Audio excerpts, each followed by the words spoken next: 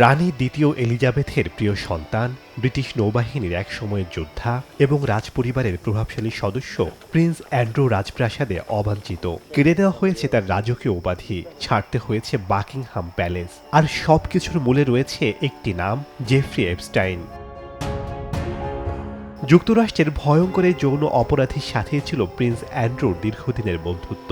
এপস্টাইনের সেই অন্ধকার জগতের ছায়া এসে পড়ে খোদ ব্রিটিশ রাজ পরিবারের ওপর। বিতর্ক তুঙ্গে ওঠে যখন ভার্জিনিয়া জুফ্রে নামে এক নারী সরাসরি অভিযোগ করেন মাত্র ১৭ বছর বয়সে জেফ্রি এপস্টাইন তাকে বাধ্য করেছিলেন প্রিন্স অ্যান্ড্রুর সাথে শারীরিক সম্পর্কে জড়াতে। রাজকীয় আভিজাত্যের আড়ালে ক্ষমতার অপব্যবহারের এমন অভিযোগে কেঁপে ওঠে বিশ্ব, যদিও প্রিন্স অ্যান্ড্রু শুরু থেকে এসব অস্বীকার করে আসছিলেন।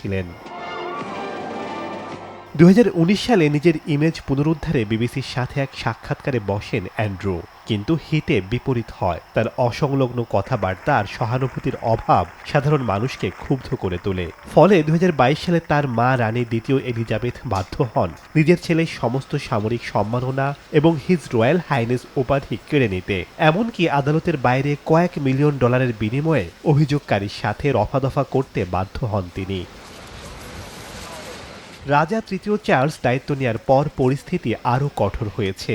বাকিংহাম প্যালেসে তার কোনো জায়গা নেই, এমনকি তার দীর্ঘদিনের বাসভবন রয়্যাল লজ ছেড়ে সাধারণ এক ফার্ম হাউসে যাওয়ার জন্য প্রহর গুনছেন তিনি। এ অবস্থায় রাজকীয় আভিজাত্য নয়, কলঙ্কই এখন প্রিন্স অ্যান্ড্রুর পরিচয়।